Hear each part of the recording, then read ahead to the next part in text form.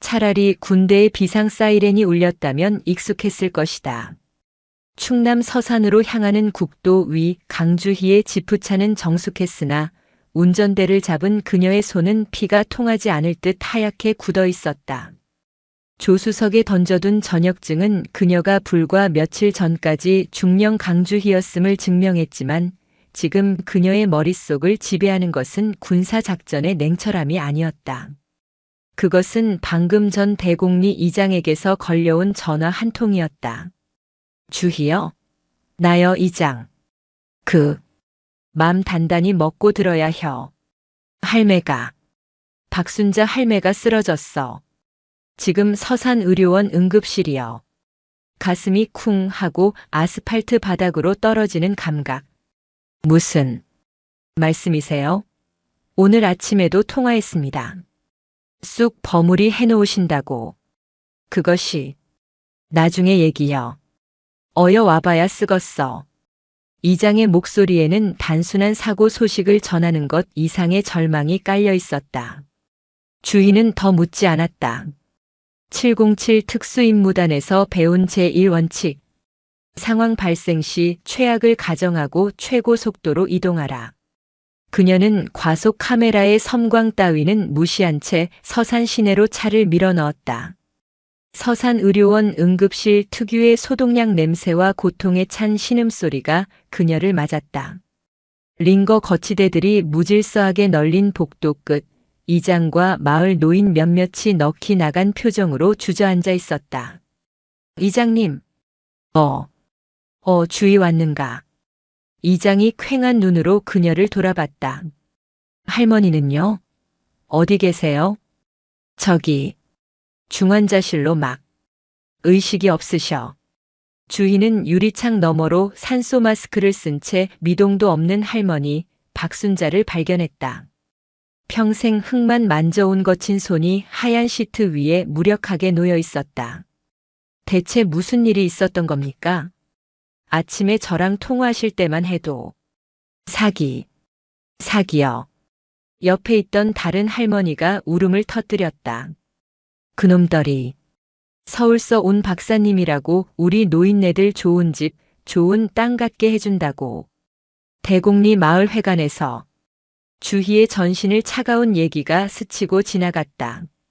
그녀는 응급실 의사를 붙잡았다. 환자 박순자. 보호자입니다. 상태가 어떻습니까? 의사는 피곤한 얼굴로 차트를 넘겼다. 급성 쇼크입니다. 혈압이 비정상적으로 떨어졌어요. 연세에 비해 너무 큰 정신적 충격을 받으신 것 같습니다. 마음의 준비를. 무슨 말씀이십니까? 주희의 목소리는 칼날처럼 낮고 날카로워졌다. 군복을 벗었지만 수백 명의 부대원을 지휘하던 위압감은 사라지지 않았다. 의학적인 소견만 말하십시오. 회복 가능성은 최선을 다하겠습니다. 의사가 물러나자 주희는 할머니의 소지품이 담긴 비닐봉지를 받아들였다. 그 안에서 익숙한 꽃무늬 지갑이 나왔다. 주희는 지갑을 열고 그 안쪽 주머니에 항상 꽂혀 있던 낡은 통장을 확인했다. 텅 비어 있었다. 어제 날짜로 단 한 번에 할머니의 평생이 인출되어 있었다. 주희는 짧은 신음을 삼켰다. 분노가 아니었다. 그것은 분노를 넘어선 차갑고 무거운 무언가였다. 목표물이 확인되었을 때의 섬뜩한 평정심. 이장이 다가와 어깨를 두드렸다. 그놈들이 서산 개발이라던가 뭔가. 조철규라는 놈이 대표라고 했어. 우리 동문동에 사무실도 번듯하게 차려놓고 설마 사람의 탈을 쓰고. 아이고. 순자 할매 저 땅. 주희 너 부모님이 남긴 유산도 다. 조철규. 주희는 얼음장 같은 목소리로 그 이름을 복창했다. 그녀는 응급실 복도를 걸어나갔다. 눈물은 한 방울도 흐르지 않았다. 대신 그녀의 눈동자는 비인 간적일 정도로 고요하게 타오르고 있었다. 그녀는 주차장으로 가는 대신 병원 비상계단으로 들어가 휴대폰을 꺼냈다. 특수부대 시절부터 사용해 온 암호화된 번호였다. 신호음이 한 번 울리고 젊은 남자의 목소리가 들렸다. 선배님, 이 번호는 전역하신 거 아니었습니까? 민준아. 주희의 목소리는 물기 하나 없었다. 나다. 전역했어. 하지만 사냥감을 발견했다. 선배님, 내 전문성이 좀 필요해. 민간인 강주희로서 하는 첫 번째 부탁이다. 그녀의 눈이 서산의료원 창밖, 어둠이 내리기 시작하는 서산 시내를 향했다. 그 어딘가에 있을 조철규라는 이름의 해충을 그리고 있었다.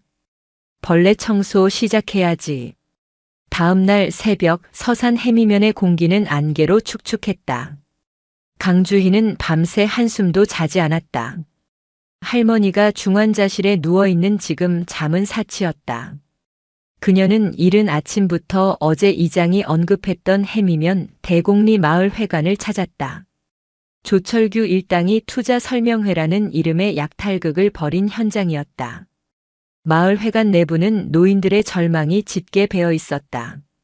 믹스커피의 달콤한 냄새와 땀 냄새, 그리고 싸구려 향수 냄새가 뒤섞여 역겨운 아우라를 풍겼다. 강주희는 특수부대의 현장 감식 요원처럼 방을 훑기 시작했다. 그녀의 눈은 평범한 노인들이 보지 못하는 것을 봤다. 프로젝터는 가져갔고 노트북도. 그녀는 강단 앞을 살폈다.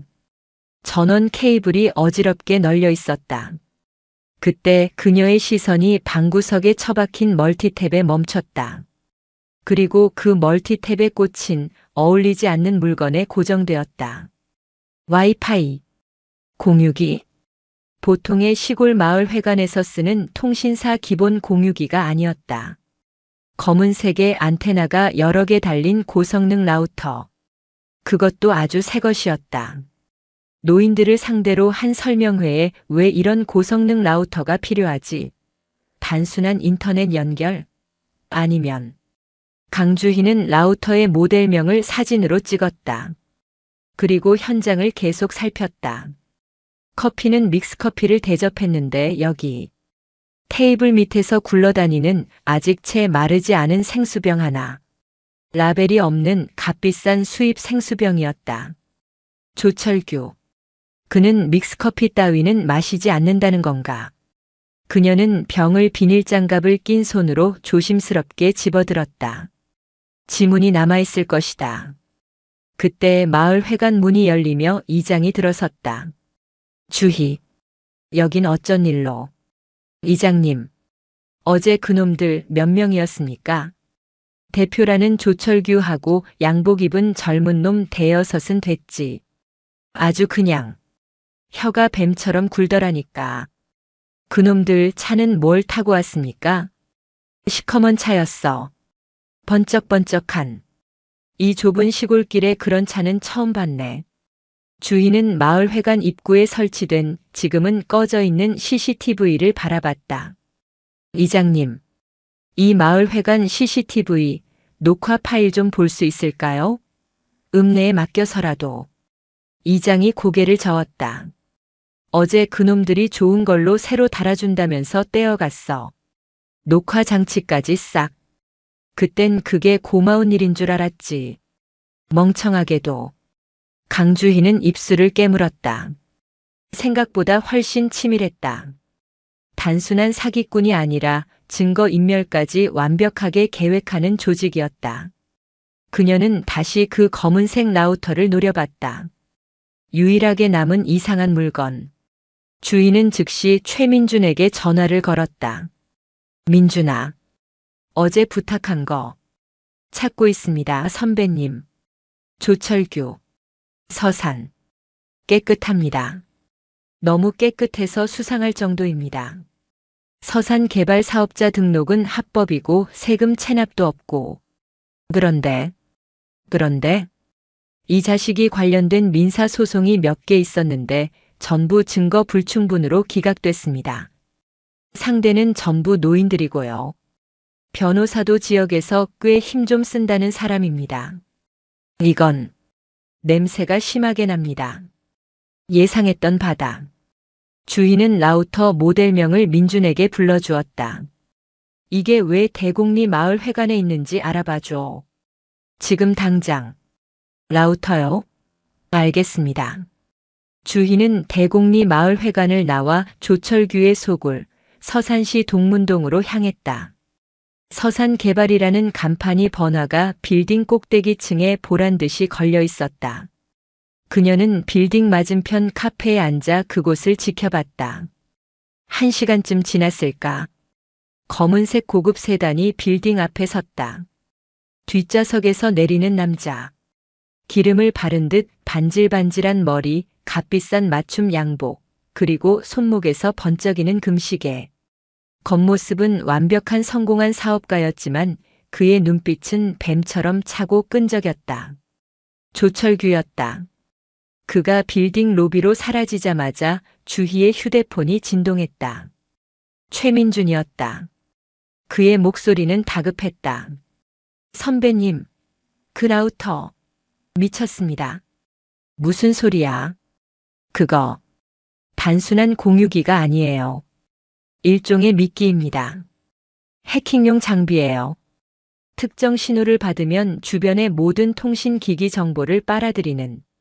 근데 그게 다가 아닙니다. 본론만 말해. 그 라우터 제가 역추적해서 들어갔습니다. 백도어가 열려 있었어요. 그놈들 설명회 내용을 전부 녹화했습니다. 주희의 눈이 번뜩였다. 뭐라고? 증거가 있다는 소리? 네. 노인들에게 사기치는 내용, 계약서에 강제로 도장 찍게 하는 협박까지. 전부요. 아마 자기들끼리 나중에 문제 생기면 보험으로 쓰려거나 아니면 그냥 재미로 녹화한 것 같습니다. 음질도 아주 깨끗합니다. 당장 전송해. 그게 문제입니다, 선배님. 최민준의 목소리가 가라앉았다. 파일이 암호화되어 있습니다. 2중, 3중으로요. 이건 제가 며칠 밤을 새워도 풀까 말까 한 수준입니다. 군사 기밀 수준의 암호화입니다. 대체 사기꾼들이 왜 이런? 주인은 빌딩 꼭대기층을 노려봤다. 알겠다. 암호화 키가 필요하다는 거군. 네. 그놈들 노트북이나 서버에 직접 접근하지 않는 이상. 접근하지. 예. 내가. 그 뱀굴에. 주인은 전화를 끊고 카페에서 일어섰다. 조철규의 서산개발 사무실. 그곳에 할머니의 피눈물이 그리고 그놈들의 목을 조를 증거가 함께 있었다. 사냥감이 덫을 놓는군. 강주희는 서산개발 사무실의 화려한 유리문을 바라보며 중얼거렸다. 정면 돌파는 불가능했다. 저 안에는 조철규의 부하들, 어쩌면 단순한 양복쟁이가 아닌 경호원들이 버티고 있을 터였다. 그녀는 707에서 배운 침투 및 위장의 기본 원칙을 떠올렸다. 적의 눈에 띄지 않는 가장 좋은 방법은 적이 보고 싶어하는 모습이 되는 것이다. 주희는 전략을 수정했다. 그녀는 동문동에서 가장 비싼 옷가게로 향했다. 군복과 전투화 대신 몸에 곡선이 드러나는 실크 원피스와 아찔한 하이힐을 골랐다. 칠흑 같은 머리를 풀어내리고 차가운 눈매를 스모키 화장으로 숨겼다. 그녀는 더 이상 비탄에 잠긴 손녀나 날카로운 군인이 아니었다. 그녀는 서울에서 온 돈 냄새를 맡은 투자자가 되었다. 그 같은 날 오후 주인은 서산개발의 문을 당당하게 열고 들어섰다. 대표님 면담하러 왔는데요. 안내 데스크의 직원이 그녀의 머리부터 발끝까지를 훑어보았다. 약속은 하셨습니까? 약속? 주인은 픽 웃었다. 조철규 대표한테 전해요. 서울강 실장이 아주 큰 돈 들고 왔다고. 10분 안에 안 만나주면 이 돈 당진으로 가져갈 거라고. 그녀의 오만한 태도에 직원이 당황하는 사이 안쪽 사무실에서 문이 열렸다. 어제 주희가 감시했던 조철규 본인이었다. 아이고, 이런 시끄러운 미인을 봤나. 조철규가 뱀처럼 미끄러지듯 다가왔다. 그의 눈이 노골적으로 주희의 몸을 훑었다. 서울에서 오신 강 실장님? 저는 서산개발 대표 조철규입니다. 이런 누추한 곳까지 어쩐 일로? 누추하긴 하네요. 주희가 사무실을 휙 둘러보며 말했다. 서산에서 제일 잘 나간다더니 사무실이 생각보다 작아서요. 내가 가져온 돈이 다 들어갈지 모르겠네. 하하, 돈이라. 돈 얘기는 언제 들어도 즐겁죠. 이쪽으로. 조철규는 주희를 자신의 호화로운 대표실로 안내했다. 최고급 가죽 소파와 대리석 테이블, 그리고 한쪽 벽을 가득 채운 서산 일대의 개발 지도. 그래서 우리 강 실장님이 가져오셨다는 큰돈이라는 게 대체 어느 정도입니까? 조철규가 시가를 물며 물었다. 조 대표님은 얼마까지 보셨는데요? 주희는 다리를 꼬고 앉아 그를 정면으로 응시했다. 글쎄, 서산은 좁아서 웬만한 돈은 돈으로도 안 보이는데. 100억. 주희가 무심하게 숫자를 던졌다. 조철규의 눈이 순간 가늘어졌다. 시가를 입에 무는 것을 잊은 듯 했다. 100억이요? 요즘 서울에선 그 정도는 굴려야 투자 좀 한다고 하거든요.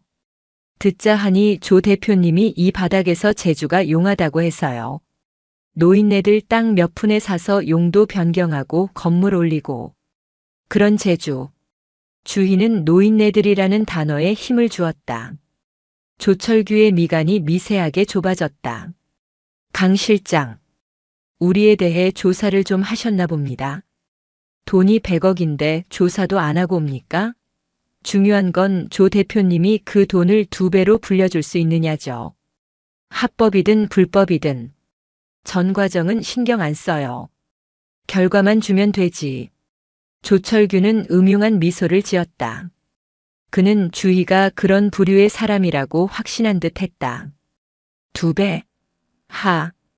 강 실장님, 저 조철규를 뭘로 보고. 이 서산 땅에서 제 손을 거치면 2배가 아니라 20배도 만듭니다. 다만, 그가 몸을 앞으로 숙였다. 강 실장님의 진심을 제가 어떻게 믿어야 할까요? 진심? 주희는 자신의 핸드백을 열어 은행의 예금 잔액 증명서를 테이블 위에 던졌다. 물론 최민준이 위조한 완벽한 가짜였다. 조철규가 증명서를 집어들었다. 100억 원정. 그의 손이 미세하게 떨리는 것을 주희는 놓치지 않았다. 이제 제 진심이 보입니까? 놀랍군요. 조철규는 탐욕스러운 눈으로 주희를 다시 바라봤다. 좋습니다. 강 실장님, 마음에 듭니다. 오늘 저녁 제가 서산에서 가장 귀한 분들만 모시는 자리로 초대하지요. 거기서 진짜 사업 얘기를 나눠봅시다. 좋아요. 기대하고 있죠. 주희가 일어나 사무실을 나가려 할 때 조철규가 뒤에서 물었다. 그런데 강 실장님, 서산은 어쩐 일로? 고향이 이쪽이십니까?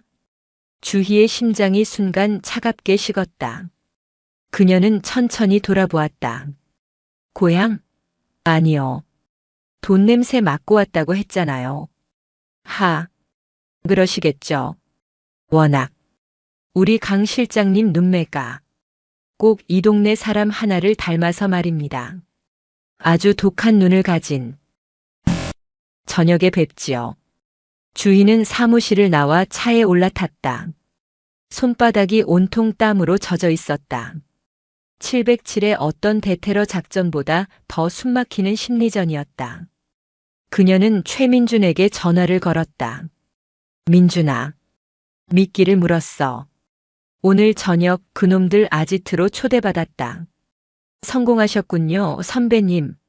그럼. 하지만 나도 감시당하고 있어. 조철규, 그놈이 날 의심하기 시작했어. 혹은 시험하는 거겠지. 위험합니다, 선배님. 당장 빠져. 아니. 주희는 백미러로 서산 개발 사무실을 노려봤다. 이제 와서 빠져나갈 순 없어. 그놈들 아지트에. 그 암호화 키가 있을 거야. 오늘 저녁 그놈들 서버에 접근해야 한다. 선배님, 그건 자살 행위입니다. 거긴 적진 한복판이라고요. 그래서 내 도움이 필요해. 주희는 차에 시동을 걸었다. 지금부터 내가 그놈들 시선을 완벽하게 사로잡을 거야.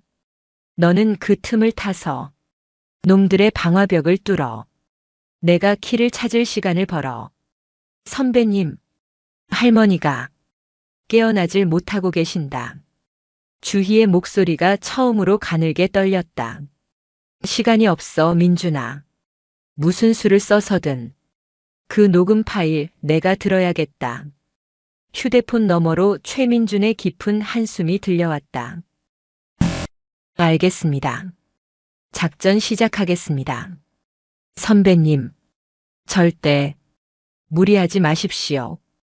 이번엔 선배님을 구해줄 팀도 없습니다. 알아. 주희는 전화를 끊었다. 이번엔 나 혼자다. 해가 지고 있었다. 서산 시내의 불빛이 하나둘 켜지기 시작했다. 강주희는 그 불빛 속으로 차를 몰았다. 사자가 뱀의 소굴로 직접 들어가는 순간이었다. 밤이 내린 서산. 하지만 조철규의 아지트는 도시의 어떤 불빛보다 요란하게 빛나고 있었다. 시 외곽 호수를 끼고 있는 거대한 저택이었다. 연회라는 이름이 붙었지만 강주희가 보기엔 약탈자들의 소굴 그 자체였다. 그녀는 최민준이 밤새 해킹한 서산시 고위 공직자들의 차량 번호를 대조하며 이 연회의 실체를 파악했다. 저택으로 들어서는 검은색 세단들은 단순한 조폭이 아닌 지역의 권력 그 자체를 의미했다. 강주희는 약속된 시간에 맞춰 자신의 지프가 아닌 급하게 빌린 검은색 고급 세단을 몰고 정문에 섰다. 어깨가 드러나는 짙은 남색 원피스. 그녀의 모든 부드러운 곡선은 치명적인 무기처럼 연출되었다. 초대장을. 덩치 큰 경호원이 창문을 두드리자 주희는 선글라스를 살짝 내렸다.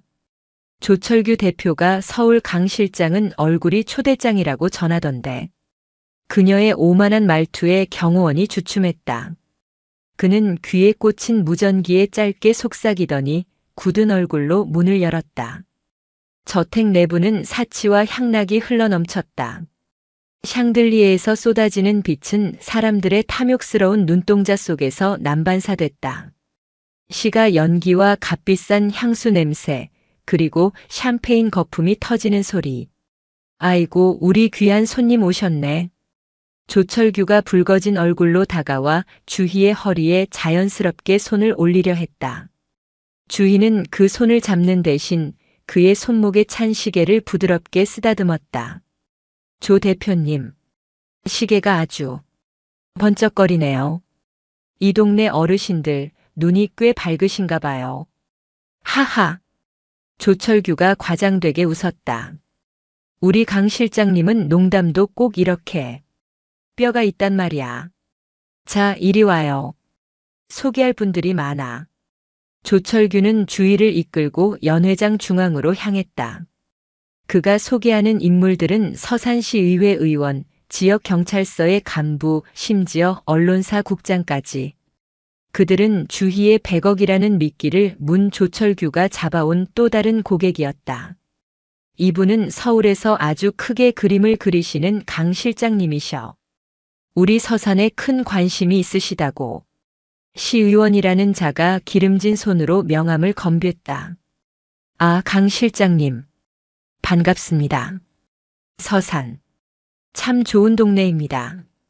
개발할 곳도 많고. 저희가 행정적으로 도울 일이 있다면 언제든. 행정이요? 주희는 명함을 받으며 그의 손을 지그시 눌렀다. 전속도가 더 중요한데요. 땅 문서가 행정실에 묶여 있는 거 딱 질색이거든요. 하, 맞습니다. 속도. 조 대표님하고 일하시면 속도는 뭐 초고속이죠. 그들만의 은어가 오갔다. 주희는 그들의 대화 속에서 조철규의 사업 방식이 단순한 사기를 넘어 지역 권력과 유착된 거대한 범죄임을 확신했다. 그때였다. 주희의 귓가에 착용된 보석으로 위장한 초소형 통신 장치에서 최민준의 다급한 목소리가 흘러나왔다. 선배님, 저택 내부 네트워크 완전히 폐쇄망입니다. 외부에서 접근이 불가능합니다. 에어갭입니다. 전산 기기들이 외부 인터넷과 물리적으로 분리되어 있어요. 강주희의 눈매가 순간 차가워졌다. 밖에서 뚫을 수 없다면 안에서 뚫어야 한다는 뜻. 알겠다. 계속 대기해. 주희는 조철규의 팔을 감았다.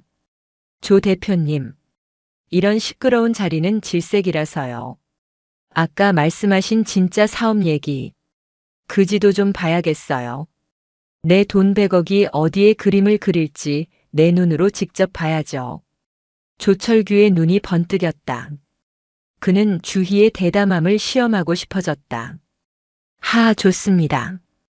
역시 통이 커. 하지만 내 사무실은 아무나 들어가는 곳이 아닌데. 그래서 아무나 아닌 제가 가려는 거잖아요. 조철규는 주희의 도발적인 눈빛을 마주보며 흡족하게 웃었다. 좋아요. 따라오시죠. 내 보물 지도를 특별히 보여드리지. 조철규는 주희를 데리고 연회장을 벗어났다. 복도를 지나는 동안 주희는 무심결에 스치듯 벽에 걸린 그림들을 살폈다. 그림이 가짜네요. 조철규의 걸음이 우뚝 멈췄다. 그걸 어떻게 합니까? 진짜라면 이런 조명 밑에 두지 않았겠죠. 그림이 상하거든요. 주희가 그림을 가리키며 말했다. 전 가짜는 취급 안 해요. 돈이 안 되니까. 그런데 그녀가 조철규를 돌아보며 웃었다. 가짜를 진짜 가격에 팔 수 있다면 그건 사업이죠. 조 대표님처럼. 조철규는 박장대소했다. 강 실장, 당신 정말 마음에 들어. 이 조철규가 찾던 선수가 바로 당신이야. 그는 복도 끝 육중한 철문 앞에 섰다. 지문 인식과 홍채 인식까지 갖춘 최첨단 보안 장치였다. 여기가 내 심장부요. 조철규가 보안 장치를 해제하자 묵직한 소리와 함께 문이 열렸다. 자, 강 실장님의 100억이 20배가 될 수 있는 곳입니다. 문이 열리고 그 안으로 서늘한 공기와 함께 수십 대의 서버가 내는 기계음이 희미하게 흘러나왔다. 주희는 뱀의 소굴, 그 심장부에 발을 들여놓고 있었다. 조철규의 개인 사무실은 그의 탐욕을 그대로 전시해 놓은 박물관 같았다. 한쪽 벽은 서산 일대의 지도가 아니라 아예 위성 사진을 확대한 거대한 모니터가 차지하고 있었다. 그리고 그가 말한 심장부는 유리벽으로 분리된 작은 서버실이었다. 어떻습니까? 강 실장님, 이 서산 땅이 전부 내 손바닥 위에 있습니다. 조철규가 팔을 벌리며 과시했다. 저기 햄이면 땅 보입니까? 햄이면 대곡리. 곧 대규모 리조트가 들어설 자리요. 내가 어제 그 늙은이들한테 헐값에 다 사드렸지. 그 양반들 지금쯤 병원에서 골골대고 있으려나? 하하. 강주희는 손톱이 손바닥을 파고드는 고통으로 간신히 표정을 유지했다. 할머니. 박순자. 선배님, 저 서버실. 저 안에 모든 게 있습니다. 하지만 저길 들어가려면 최민준의 목소리가 다급했다. 주희는 심호흡을 했다. 지금 필요한 것은 분노가 아니라 707에서 배운 냉철한 상황 조작 기술이었다. 조 대표님. 그녀는 조철규에게 바싹 다가서며 그의 넥타이를 매만졌다. 대단하네요. 그런데 이런 중요한 얘기를 맨정신에 하긴 좀 아쉽지 않아요? 주희는 그의 귓가에 뜨거운 숨을 불어넣듯 속삭였다. 대표님만 마신다는 그 특별한 술. 그거 한 잔 맛보여주면 내 100억이 아니라 그 이상도 생각해보죠. 조철규의 눈이 욕망으로 이글거렸다. 이 대담하고 아름다운 여자가 드디어 넘어왔다고 생각했다. 역시 강 실장은 뭘 좀 아는군. 줬소. 내 특별한 술은 아무나 맛보는 게 아닌데. 조철규는 사무실 구석에 있는 거대한 금고로 향했다. 금고 역시 지문과 홍채 인식, 이중 보안이었다. 이 안에 내 모든 것이 있지. 그가 금고에 눈을 대고 지문을 찍자 철컥하는 무거운 소리와 함께 금고 문이 열렸다. 그 순간이었다. 선배님 지금이에요. 조철규가 서버실 관리자 접근 권한을 금고 시스템이랑 연동해 놨어요.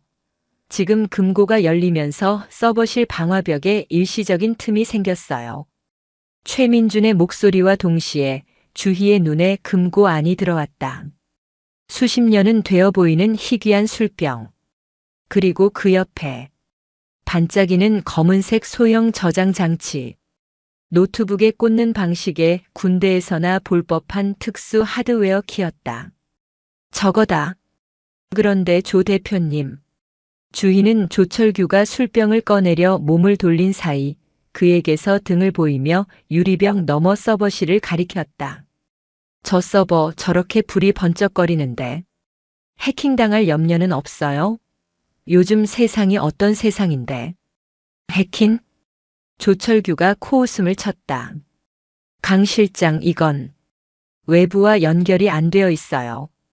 이 조철규의 성에 들어오지 않고는 절대 못 건드린단 말이요. 그리고 이 성의 열쇠는 그는 자신의 눈을 가리켰다. 나뿐이지.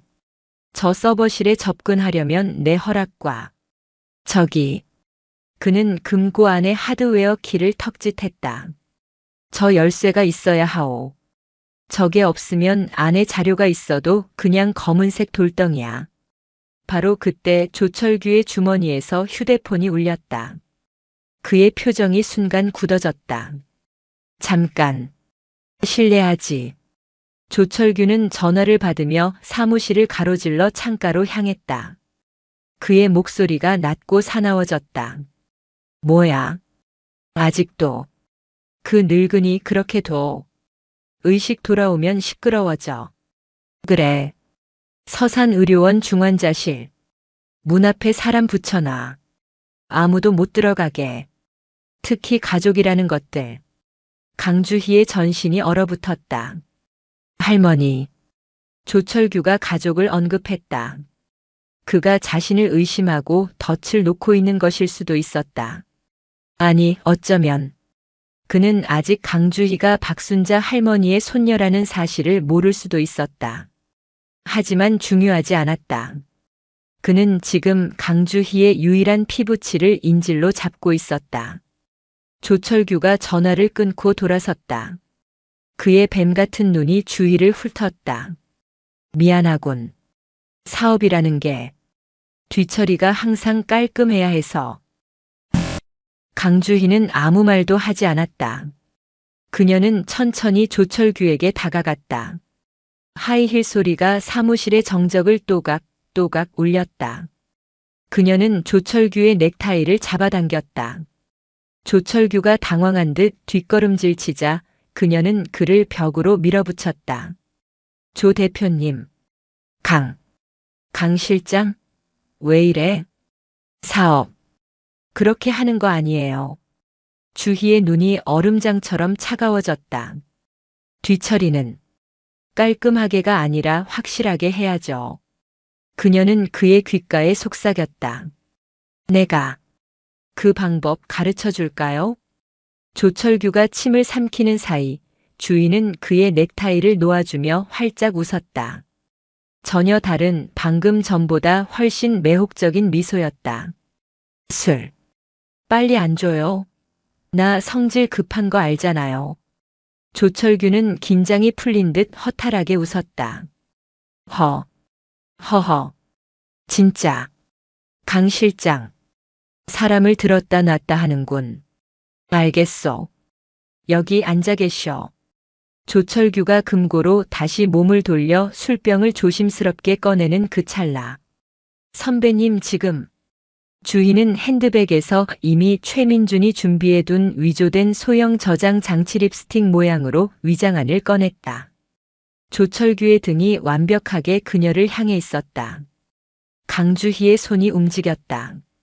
그것은 춤과 같았다. 그녀는 소리 없이 금고로 다가가 조철규가 술병에 집중한 틈을 타 진짜 하드웨어 키를 낚아채고 동시에 위조된 장치를 그 자리에 두었다. 0.5초. 모든 것이 끝났다.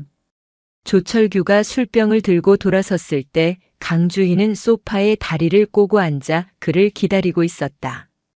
자, 이게 내 성공의 맛이오. 조철규가 잔에 술을 따랐다. 주희는 잔을 들어 향기를 맡는 척하며 손에 쥔 진짜 키를 핸드백 깊숙이 밀어 넣었다. 향이 아주 독하네요. 그녀가 술을 입에 대려던 순간 사무실 문이 거칠게 열렸다. 대표님, 큰일. 조철규의 부하 한 명이 헐레벌떡 뛰어들어왔다가 주희를 보고 말을 멈췄다. 조철규의 표정이 흉측하게 일그러졌다. 이놈이 누가 함부로 들어오랬어. 아니, 그게 대표님, 지금 서산의료원에서 부하의 시선이 주희에게 닿았다. 밖에서 말씀드리겠습니다. 조철규는 잔을 내려놓았다. 강 실장 미안하지만 급한 결제가 떨어졌군. 잠시만. 아니요. 주희가 자리에서 일어났다. 저도 슬슬 공기가 탁해져서요. 술은 잘 마셨습니다, 조 대표님. 그녀는 조철규를 지나쳐 문으로 향했다. 강 실장. 조철규가 그녀를 불렀다. 주희가 멈춰 섰다. 내일 정식으로 계약합시다. 내지도 마음에 들었길 바라지. 주희는 돌아보지 않고 손을 흔들었다. 물론이죠. 아주 인상 깊었어요. 그녀는 연회장을 가로질렀다. 아까와는 다른 목적지를 향해 돌진하는 사냥개처럼. 민준아. 키 확보했다. 지금 병원으로 간다. 선배님, 조심하십시오.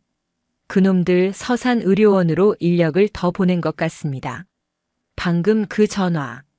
알아. 그러니까 더 빨리 가야지. 주희는 저택을 빠져나오자마자 하이힐을 벗어 던지고 세단을 향해 전력 질주했다. 서산의료원으로 향하는 강주희의 세단은 밤의 도로를 찢어밟힐 듯 질주했다. 엔진이 터질 듯한 굉음을 냈지만 그녀의 귀세는 아무것도 들리지 않았다. 오직 중환자실에 누워있을 할머니의 모습만이 어른거렸다.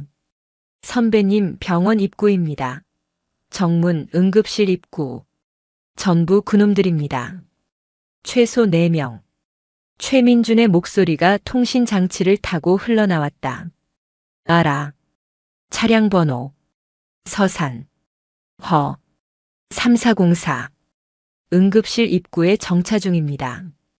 주희는 병원 정문이 아닌 직사각형의 불빛이 새어나오는 응급실 입구로 속도를 줄이지 않고 돌진했다. 기익!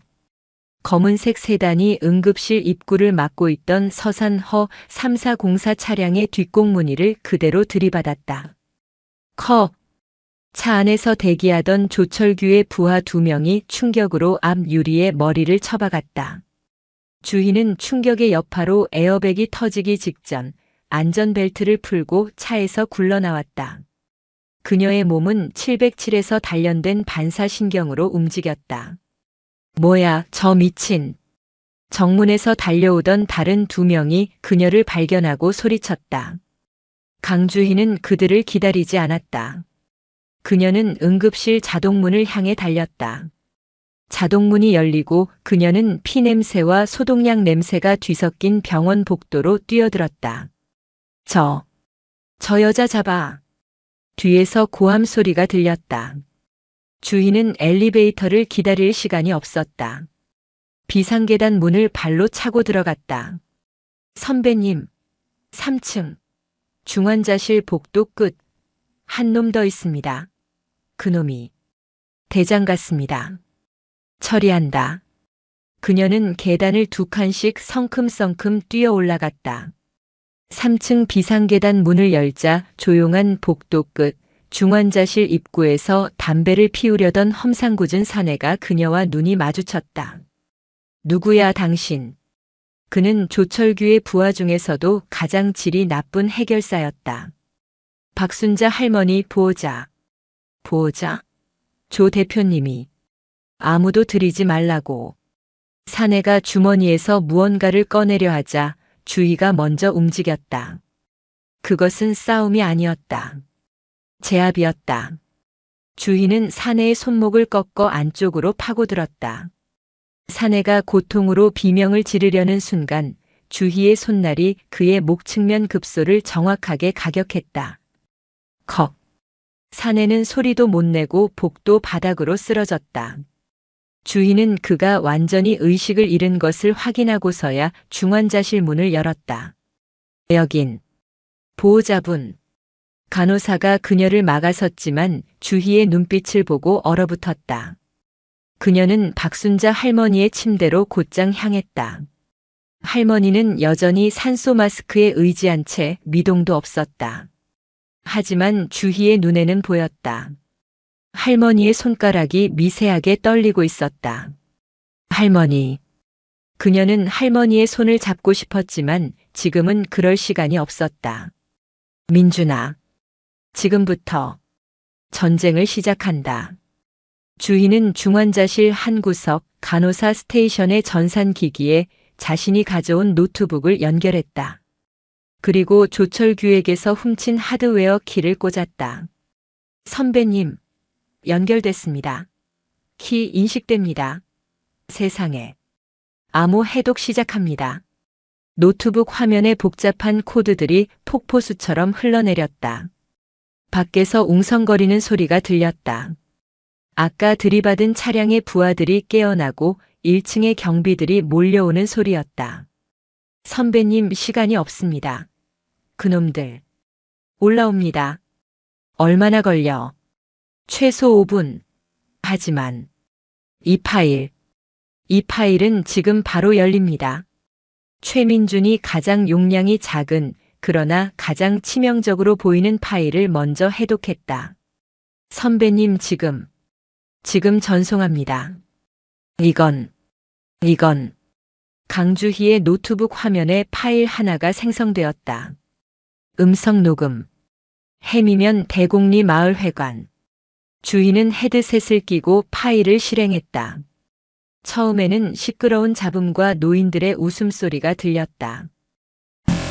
그래서 어르신들, 이 땅에 제가 황금 궁전을 지어드린다고요. 하하. 조철규의 목소리였다. 그리고 익숙한 목소리가 들렸다. 긍디. 조 사장. 우리는 그런 거 몰라. 그냥 이 땅에서 살다 죽을. 박순자 할머니였다. 아이고 할머니. 복을 발로 차시면 어떡해. 자 여기. 이 서류에 도장만 찍으시면. 싫어. 안 찍어. 우리 주희. 우리 손녀가 군에 있는데. 주희 오면 물어보고.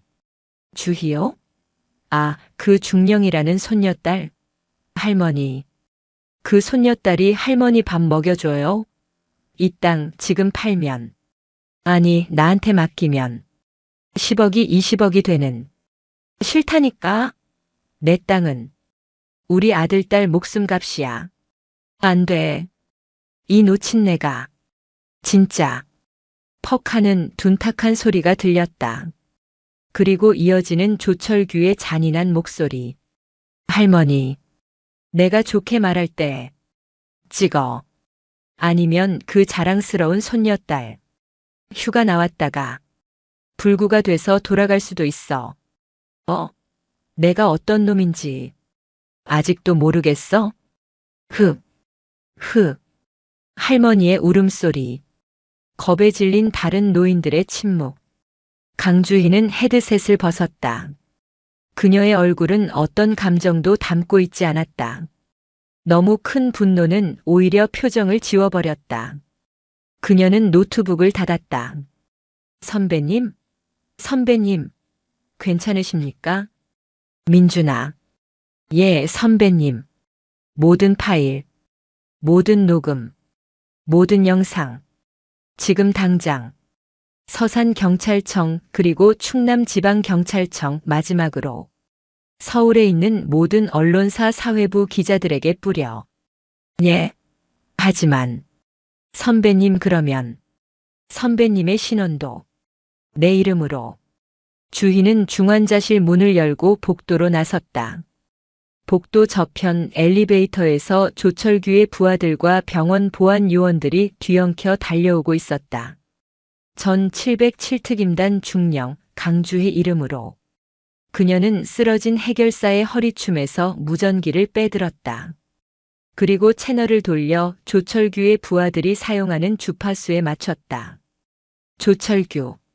무전기 너머 저택에서 상황을 보고받던 조철규의 목소리가 들렸다. 뭐야 넌. 너희 할머니. 잘 계시더라. 주희는 차갑게 말하며 복도를 향해 걸어나갔다. 그녀의 손에는 링거 거치대가 들려 있었다. 이제 내 할머니 차례는 끝났어. 그녀는 링거 거치대를 바닥에 끌며 달려오는 무리를 향해 돌진했다. 내 놈들 차례다. 서산의료원 3층 복도. 공기가 찢어질 듯 팽팽해졌다. 강주희는 링거 거치대의 금속 기둥을 고쳐 잡았다. 차갑고 단단한 감촉이 손바닥을 타고 올라와 머리끝까지 얼어붙었던 분노를 단전에 집중시켰다. 조철규. 그녀가 무전기에 대고 내뱉은 이름은 그녀 자신에게 내리는 전투 개시 신호였다. 뭐야 넌. 저택에서 들려오는 조철규의 당황한 목소리가 무전기에서 지지직거렸다. 너희 할머니. 잘 계시더라. 주희는 링거 거치대를 바닥에 끌며 복도 저편에서 달려오는 무리를 향해 걸어나갔다. 덩치 큰 사내 넷 그리고 그 뒤로 병원 보안 요원 두엇이 어설프게 따라오고 있었다. 이제 내 할머니 차례는 끝났어. 내 놈들 차례다. 저 여자 잡아. 미친년이야. 아까 차에서 머리를 부딪혔던 사내가 이마에 피를 닦으며 소리쳤다. 강주희는 걷는 것을 멈추고 링거 거치대를 바닥에 탁 소리가 나게 찍었다. 707특임단에서 그녀가 가르쳤던 것은 화려한 무술이 아니었다.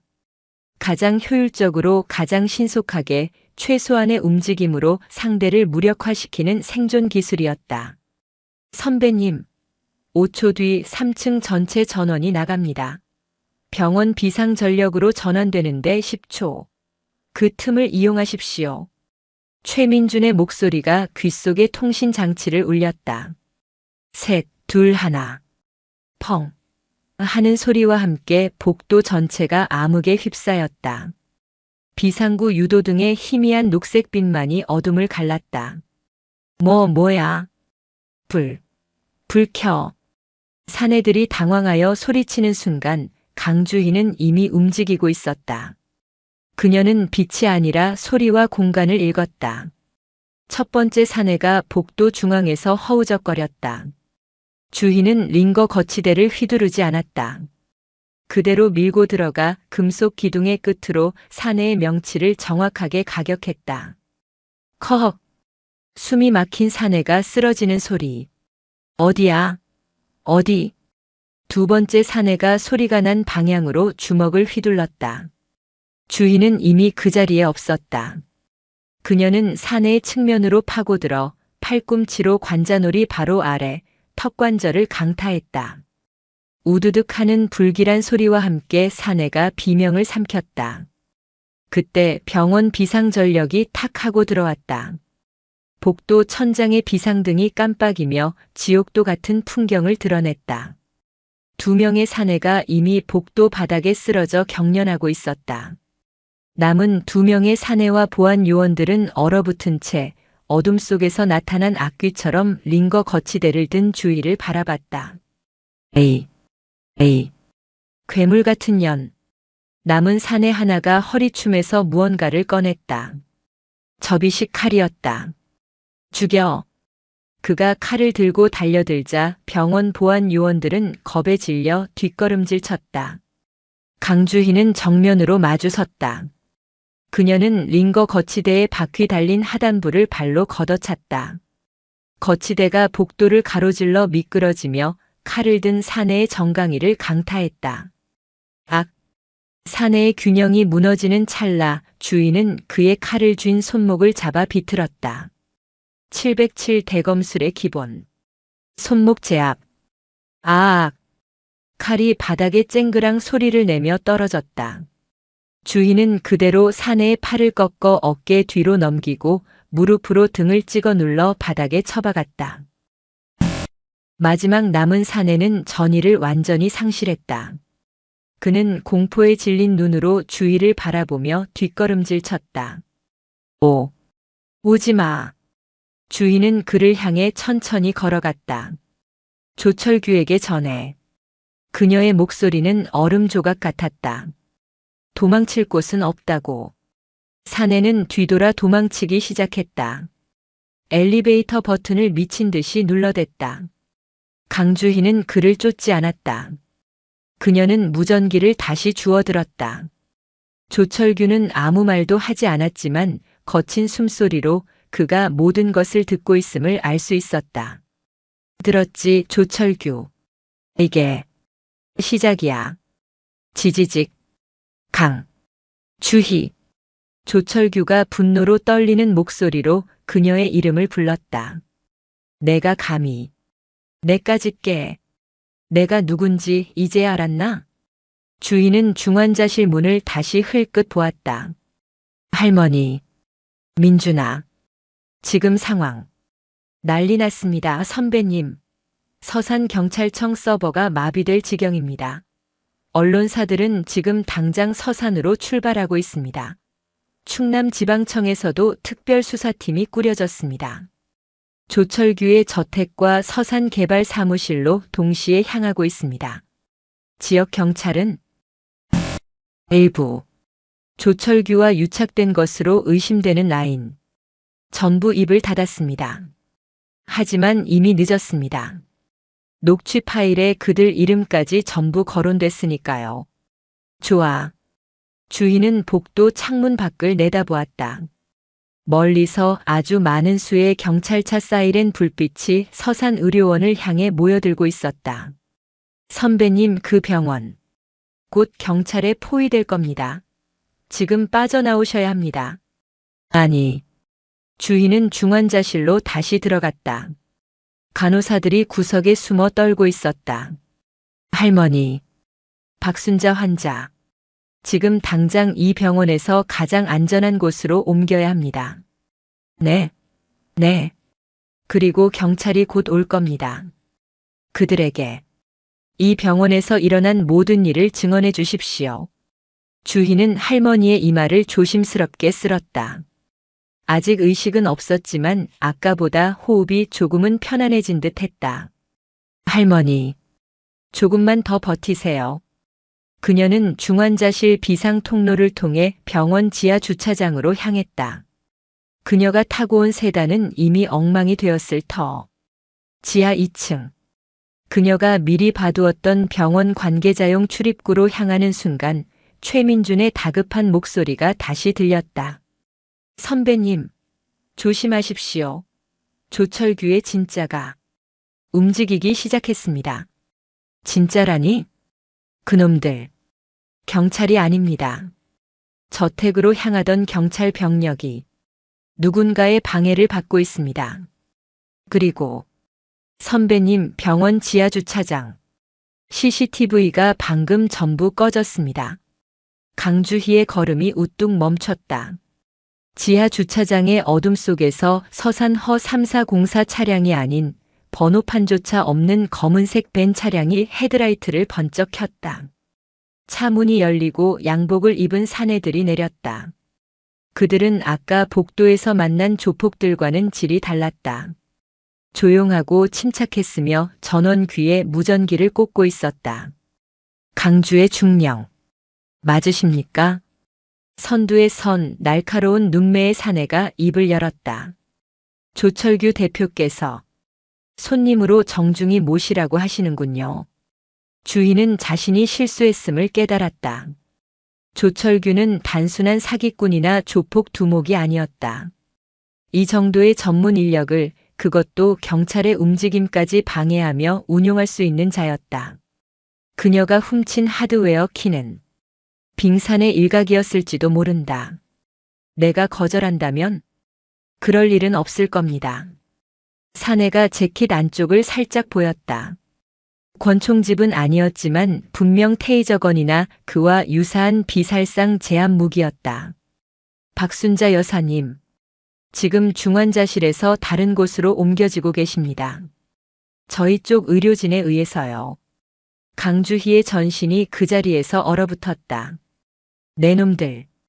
대표님께서는 손녀딸과 할머니가 한 곳에 같이 있는 편이 더 안전할 거라 생각하십니다. 사내가 정중하게 손짓했다. 자, 강 실장님. 아니, 강 중령님. 차에 타시죠. 이것은 협박이 아니었다. 통보였다. 주인은 주먹을 쥐었다. 복도에서처럼 제압할 수 있었다. 하지만 할머니가 저들의 손에 넘어갔다. 민준아. 함정이다. 할머니가 납치됐어. 선배님. 그럴 리가. 제가 중환자실 CCTV. 맙소사. 영상이 반복되고 있습니다. 방금 전부터 조철규는 강주희가 병원에서 날뛰는 동안 이미 다른 작전을 실행하고 있었던 것이다. 강주희는 천천히 주먹을 풀었다. 내가 타면 할머니는 무사한 거지. 물론입니다. 대표님께서는 강중령님과 대화를 원하십니다. 100억짜리 투자자와의 대화 말입니다. 주인은 검은색 벤 차량의 미닫이 문을 노려봤다. 저 문은 지옥으로 가는 편도 티켓일지도 몰랐다. 하지만 그녀는 망설이지 않았다. 가자. 그녀는 스스로 뱀의 뱃속으로 걸어 들어갔다. 검은색 벤 차량은 서산 시내를 벗어났다. 창문은 짙게 선팅되어 밖을 분간할 수 없었지만 강주희는 몸이 느끼는 관성으로 차가 어디로 향하는지 대략 짐작했다. 서산의료원에서 출발해 조철규의 저택이 아닌 완전히 다른 방향. 아마도 그들의 진짜 은신처일 것이다. 차량 내부는 조용했다. 주희의 양옆에 앉은 사내들은 그녀를 결박하지도 위협하지도 않았다. 그저 존재하는 것만으로 압박을 가했다. 이들은 707에서 상대하던 테러리스트들과는 달랐다. 감정이 거세된 오직 임무만을 수행하는 기계들. 할머니는 어디 계시지? 주희가 침묵을 깼다. 선두에 섰던 김 실장으로 보이는 사내가 조수석에서 돌아보았다. 안전한 곳에 계십니다. 최고의 의료진이 대기 중이죠. 조철규의 의료진이라. 아까 그 녹음 파일에 나온 것처럼 의식불명으로 만들 전문가는 아닌가. 김 실장은 대답 대신 주희의 손에 있던 휴대폰을 가리켰다. 통신 장비는 전부 회수하겠습니다. 강중령님. 주희는 순순히 휴대폰과 귓속의 초소형 통신 장치를 꺼내 건넸다. 최민준과의 연결이 끊어지는 순간 그녀는 완벽하게 고립되었다. 민준아, 내 위치 추적을 멈추고 플랜 B 실행해. 그녀가 잡히기 직전 보낸 마지막 메시지였다. 플랜 B는 존재하지 않았다. 그것은 최민준에게 이제부터 너 혼자 살아남아 이 모든 것을 끝내라는 뜻의 암호였다. 차가 멈춘 곳은 거대한 폐공장이었다. 서산 외곽 한때 잘 나갔던 공단에 버려진 구역. 내리시죠. 공장 내부는 뜻밖의 깔끔했다. 먼지 하나 없는 바닥, 그리고 중앙에는 병원 중환자실의 침대가 통째로 옮겨져 있었다. 산소호흡기, 심박 측정기. 모든 것이 서산의료원에 있던 것과 동일했다. 그리고 그 침대에 박순자 할머니가 누워 있었다. 할머니. 주희가 달려가려 하자 김 실장의 부하가 앞을 막아섰다. 눈으로만 확인하시죠. 주희는 멈춰 서서 할머니의 상태를 살폈다. 호흡은 안정적이었다. 기계들도 정상적으로 작동하고 있었다. 대체 무슨 짓이야? 대표님께서는 강중령님의 재능을 높이 사셨습니다. 그때 공장 2층 사무실에서 조철규가 걸어 나왔다. 저택에서의 화려한 모습은 온데간데 없었다. 그는 수척했지만 눈은 광기로 번들거렸다. 재능. 그래. 재능이지. 내 뒤통수를 이렇게 후려갈길 줄이야. 강주희. 에이. 뱀 같은 년. 그가 난간을 주먹으로 치며 소리쳤다. 내년 때문에 내 모든 게, 내 성이 무너지고 있어. 내 성은 모래성이었을 뿐이야. 주희가 차갑게 응수했다.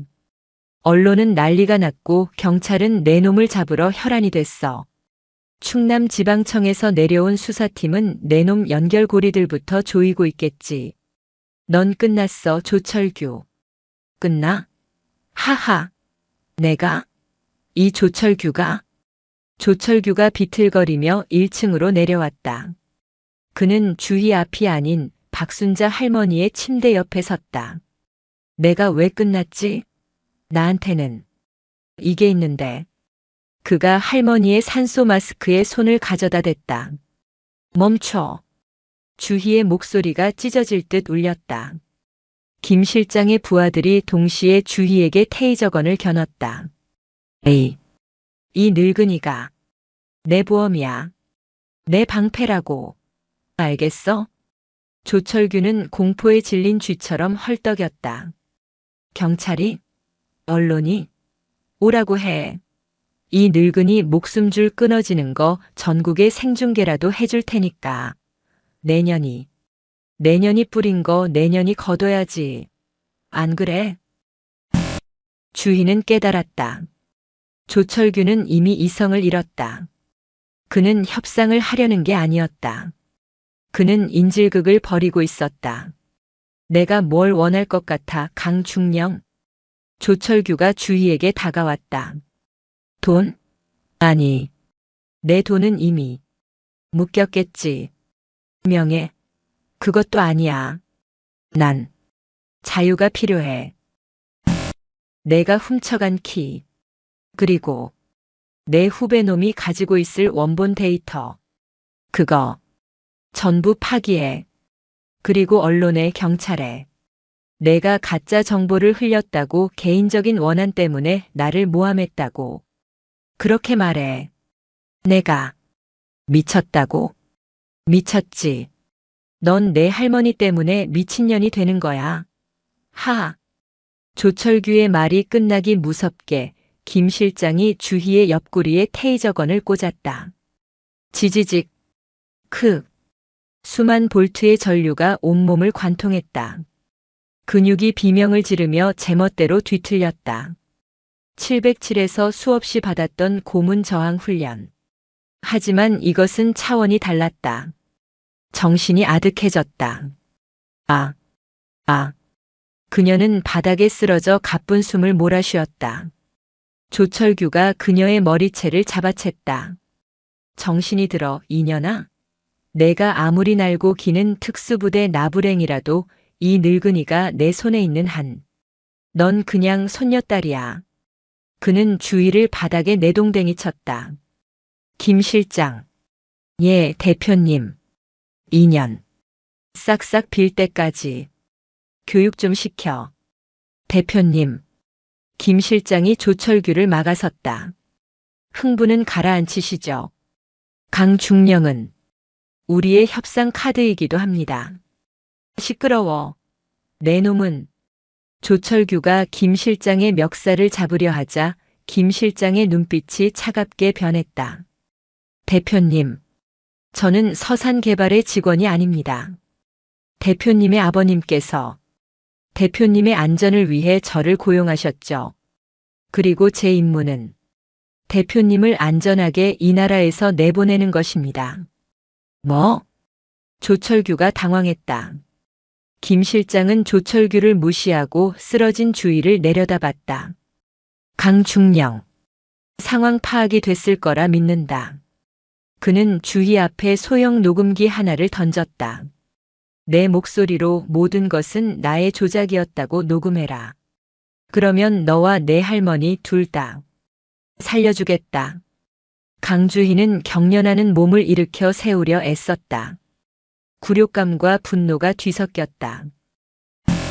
만약 내가 거절하면 김 실장은 말없이 박순자 할머니의 침대 옆으로 걸어갔다. 그는 할머니의 팔에 꽂힌 링거 호스를 바라봤다. 이 약물, 조금만 조절하면 아주 편안하게 가실 수 있다. 그것은 선택지가 아니었다. 민준아, 어디까지 왔지? 주희는 시간을 벌어야 했다. 그녀는 녹음기를 집어들었다. 좋아. 하지. 하지만 그 전에 조철규. 내 놈이 내 할머니한테 무슨 짓을 했는지 내 입으로 직접 말해. 대곡리 마을회관에서 무슨 짓을 했는지. 인연이 아직도 정신을 못 차려.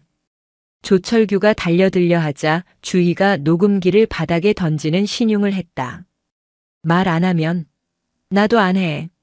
어차피 이렇게 죽으나 저렇게 죽으나 내 놈은 내 손으로 끌고 지옥에 갈 거니까. 조철규는 주희의 도끼에 찬 눈빛에 주춤했다. 그는 자신이 이겼다고 생각했지만 여전히 주희의 눈은 살아있었다. 그래. 말해주지. 그 늙은이. 아주 고집이 세더군. 내년이 온다고. 손녀딸이. 중령. 조철규는 침을 뱉었다. 그래서 내가 그 손녀딸 팔다리 하나 없어져도 괜찮냐고 했지. 그랬더니 그제야 도장을 찍더군. 하하. 그리고 뭐? 그 땅이 내 부모 목숨값이라고. 그래서 더 좋았어. 밟아 뭉개는 맛이. 강주희는 눈을 감았다. 모든 조각이 맞춰졌다. 그때였다. 끼익.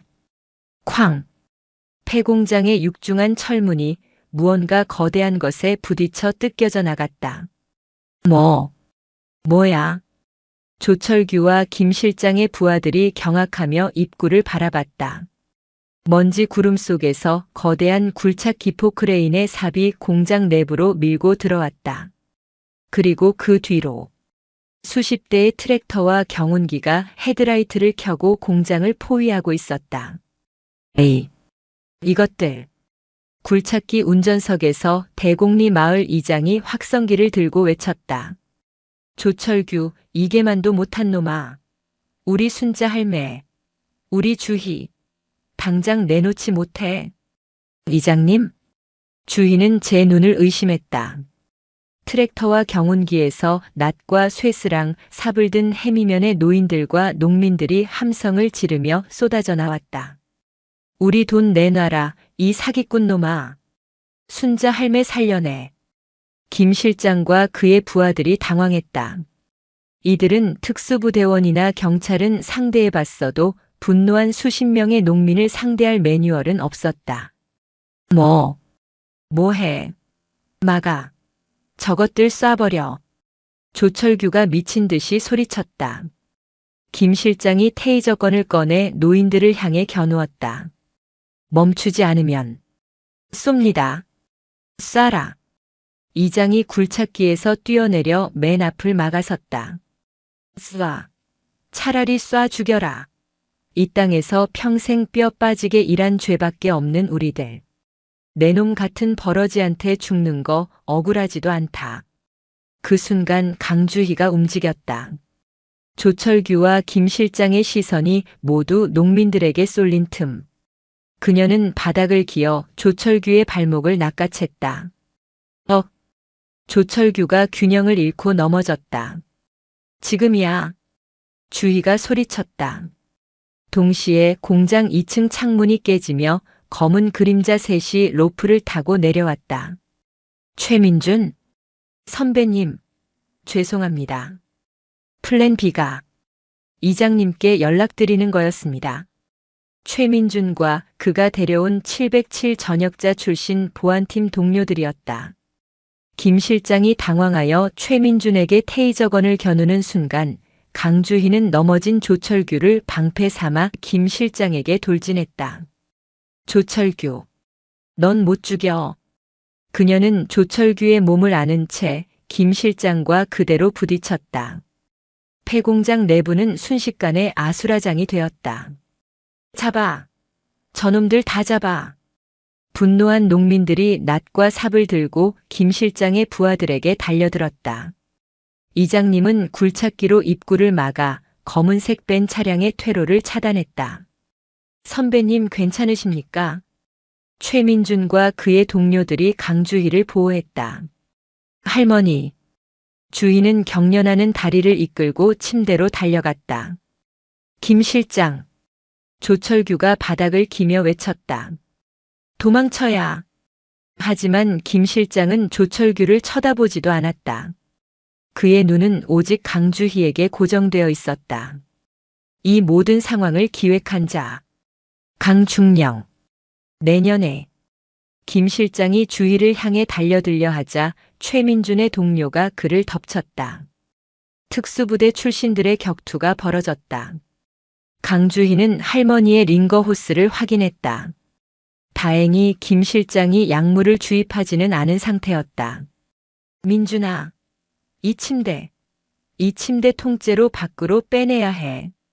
알겠습니다. 최민준이 굴착기를 향해 손짓했다. 이장님, 길 좀 터주십시오. 할머니 나가십니다. 그때였다. 혼란을 틈타 조철규가 공장 구석에 있던 소화기를 집어들었다. 그는 농민들을 향해 소화기를 마구 휘둘렀다. 저리 꺼져. 이 늙은 것들아. 그는 미친 듯이 웃으며 외쳤다. 다 끝났어. 어차피 다 끝났다고. 2년이고 저 늙은이고. 다 같이 죽자. 그가 소화기를 박순자 할머니의 침대를 향해 내리치려던 순간. 탕! 공기 찢어지는 소리가 공장 전체를 울렸다. 조철규의 어깨에서 피가 뿜어져 나왔다. 크악! 조철규가 소화기를 떨어뜨리고 어깨를 붙잡고 쓰러졌다. 모든 움직임이 멈췄다. 농민들도 김 실장의 부하들도 최민준도 모두가 소리가 난 곳을 바라보았다. 공장 입구 먼지 구름과 트랙터 불빛 사이로 수십 명의 무장한 경찰 특공대 K-SWAT 대원들이 진입하고 있었다. 그리고 그 선두에 충남지방청장이 직접 방탄조끼를 입고 서 있었다. 서산 개발 관련 인물 전원 현 시간부로 체포한다. 조철규. 살인미수 및 특수공갈, 사기 혐의로 체포한다. 경찰 특공대가 쓰러진 조철규와 최민준의 동료와 격투 중이던 김 실장, 그리고 나머지 부하들을 순식간에 제압했다. 강주희는 멍하니 그 광경을 바라봤다. 선배님. 최민준이 그녀에게 다가왔다. 내가 부른 거야? 아닙니다. 최민준이 고개를 저었다. 선배님이 플랜 B라고 하셨을 때 전 이장님께만 연락드린 게 아닙니다. 선배님이 훔친 그 하드웨어 키. 그걸로 모든 파일을 해독했습니다. 거기엔 조철규가 서산시 전체를 어떻게 망가뜨렸는지 그 장부 원본이 있었습니다. 그리고 최민준이 주위를 바라봤다. 그의 아버지가 청와대 민정수석실에 있던 인물이라는 것도요. 조철규의 아버지가 아들을 해외로 빼돌리기 위해 김 실장을 보냈던 겁니다. 하지만 선배님이 그 모든 것을 언론에 터뜨렸죠. 그 아버지는 아들 대신 자신의 안위를 택했습니다. 그럼 경찰은 조철규의 아버지가 아들을 정리하기 위해 충남지방청장에게 직접 실탄 사용을 허가한 겁니다. 조철규가 마지막 발악을 할 것을 알고서 현장 사살도 염두에 둔 거겠죠.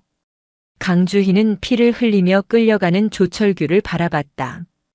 그는 아들에게 총을 쏜 아버지와 자신을 배신한 세상과 그리고 자신을 나락으로 떨어뜨린 강주희를 번갈아 보며 절규했다. 강주희, 강주희, 내가 죽어서도. 그녀는 조철규에게서 시선을 돌렸다. 그녀는 박순자 할머니의 침대 옆에 무릎을 꿇었다. 할머니. 그녀는 할머니의 거칠어진 손을 붙잡았다. 그때 기적처럼 박순자 할머니의 눈꺼풀이 미세하게 떨렸다. 주희.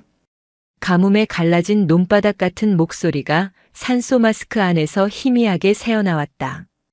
강주희의 눈에서 그토록 참아왔던 눈물이 쏟아졌다. 응급실에서 조철규의 아지트에서 심지어 테이저건을 맞으면서도 흘리지 않았던 눈물이었다. 할머니, 할머니, 우리 강아지 울지 마라. 박순자 할머니는 모든 것을 알고 있었다는 듯 힘겹게 손을 들어 손녀의 뺨을 쓰다듬었다. 나 괜찮다. 이장과 농민들이 그 모습을 둘러싸고 말없이 눈물을 훔쳤다. 최민주는 조용히 다가와 주희의 어깨에 담요를 덮어주었다. 선배님, 모든 게 끝났습니다. 강주희는 할머니의 손을 붙잡고 아이처럼 울음을 터뜨렸다. 폐공장을 비추는 경찰차의 붉고 푸른 불빛이 그들의 눈물 위로 어지럽게 반사되고 있었다. 심판은 가장 처절하고도 완벽한 방식으로 막을 내리고 있었다. 폐공장의 먼지와 피냄새, 그리고 구급대원들의 다급한 외침이 뒤섞인 혼돈의 중심에서 강주희는 오직 할머니의 희미한 온기만을 붙들고 있었다. 우리 강아지 울지 마라. 박순자 할머니의 거친 손이 주희의 뺨에 닿았다. 그 순간 수십억 원의 사기극도 청와대와 얽힌 거대 권력의 음모도 707특임단의 냉철한 전략가도 모두 사라졌다. 오직 죽음의 문턱에서 돌아온 할머니와 그제야 숨을 쉴 수 있게 된 손녀만이 남아있었다. 구급차가 폐공장을 떠날 때 주인은 할머니의 손을 꼭 잡은 채 창밖을 바라보았다. 이장과 해미면 대곡리 농민들은 경찰 특공대의 저지선 바깥에서 구급차가 멀어질 때까지 허리를 굽혀 인사하고 있었다. 굴착기와 트랙터의 헤드라이트 불빛이 마치 그들이 승리한 전투를 축하하는 조명처럼 어둠을 밝혔다. 최민주는 경찰의 증거물로 하드웨어 키와 노트북을 넘긴 뒤 주희를 향해 말없이 경례를 붙였다. 선배님, 임무 완수하셨습니다. 눈빛이 그렇게 말하고 있었다. 며칠 뒤 서산의료원의 1인실. 가을 햇살이 병실을 따뜻하게 데우고 있었다. 박순자 할머니는 산소 마스크 대신 묽은 쌀미음을 천천히 넘기고 있었다. 의식은 완전히 돌아왔고 기적 같은 회복 속도를 보이고 있었다. 강주희는 군인이 아닌 평범한 손녀의 모습으로 돌아와 사과를 깎고 있었다. 707에서 단련된 그녀의 손은 칼을 쥔 모습이 조금 어색했지만 사과 껍질은 끊어지지 않고 또르르 말려 내려왔다. 그만 깎아라. 팔 아프겠다. 할머니가 쉰 목소리로 말했다. 드시고 싶다면서요. 의사 선생님이 괜찮다고 하셨어요. 내가 깎아주니. 맛은 있겠다만. 할머니는 주희의 손목을 지그시 바라봤다. 테이저건의 그을린 자국과 격렬한 몸싸움의 흔적인 멍자국이 희미하게 남아있었다. 독한 년. 예. 이 할미가 너를 그리 독하게 키웠나 보다. 저승 문턱에서 내 울음소리가 들리는데 눈을 안 뜰 수가 없더구나. 주희는 깎던 사과를 놓고 할머니의 손을 맞잡았다. 쑥 버무리. 해주신다고 했잖아요. 그거 못 먹고 가면 억울해서. 그래서 그랬어요. 할머니의 눈시울이 붉어졌다. 그때 병실 문이 똑똑 소리와 함께 열렸다. 대곡리 이장과 최민준이었다. 이장의 얼굴은 그간의 시름이 모두 사라진 듯 환하게 피어 있었다. 어르신, 아이고 이렇게 정정해지시다니. 이장 양반. 시끄러워. 병실이 울리네. 이장은 너털 웃음을 터뜨리며 최민준이 들고 온 바구니를 내려놓았다. 선배님, 할머님. 좋은 소식입니다. 최민준이 노트북을 열어 뉴스 화면을 보여주었다. 서산기획부동산 사기단 총책 조철규, 1심서 무기징역 선고 전직 청와대 수석, 아들 범죄 은폐 및 해외 도피 조력 혐의로 구속. 조철규는 끝났습니다. 최민준이 보고하듯 말했다. 선배님이 확보하신 대곡리 마을회관 녹취가 결정적이었습니다. 단순 사기가 아니라 협박, 공갈, 감금, 그리고 김 실장의 증언까지 더해져 살인미수까지 적용됐습니다. 놈의 아버지가 보낸 정리팀이 오히려 놈의 모든 죄를 자백하는 증인이 되었죠. 그럼 김 실장이라는 자는? 그는 윗선의 명령으로 움직였을 뿐 조철규의 범죄와는 선을 그었습니다. 가명을 조건으로 모든 것을 자백했더군요. 조철규의 아버지가 수십 년간 어떻게 서산을 관리해 왔는지 전부요. 서산시청부터 경찰서까지 관련된 놈들 전부 옷 벗고 감옥에 갔습니다. 강주희는 고개를 끄덕였다. 가장 통쾌해야 할 순간이었지만 그녀의 마음은 이상하리만치 평온했다. 그때 이장이 끼어들었다. 주희야, 그것보다 더 중요한 것이 있어. 이장은 바지 주머니에서 꼬깃꼬깃한 통장 하나를 꺼냈다. 햄이면 대곡리 노인회 통장이었다. 이것 봐라. 서산 개발놈들한테 넘어갔던 돈. 그리고 그놈들이 숨겨놨던 범죄 수익금. 법원에서 피해자 전액 우선 환수 판결이 났어. 우리 돈. 아니, 우리 땅. 한 푼도 안 잃고. 다 찾았다. 이장의 목소리가 감격에 겨워 떨렸다. 최 선생이, 아니 최 전문가님이 그놈들 스위스 비밀 계좌까지 다 털어버렸다고 하더만. 아이고, 우리 주희가 우리 대곡리 전체를 살린겨. 이장이 그 자리에 무릎을 꿇고 주희에게 큰절을 하려 하자 주희가 기겁하며 그를 일으켜 세웠다. 이장님, 뭐 하시는 거예요? 일어나세요. 아뇨. 받아야 혀. 이 은혜를. 은혜는 무슨. 주희는 이장을 부축해 앉혔다. 제가 제 할머니 지키려고 한 일입니다. 그로부터 며칠 뒤 강주희는 충남지방경찰청장의 호출을 받았다. 새로 부임한 조철규 일당과 전혀 연관 없는 깨끗한 청장이었다. 그는 주희에게 정중하게 경례를 붙였다.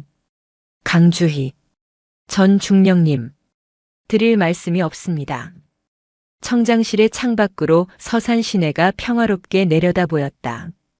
중령님의 방식은 분명 절차를 무시하셨습니다.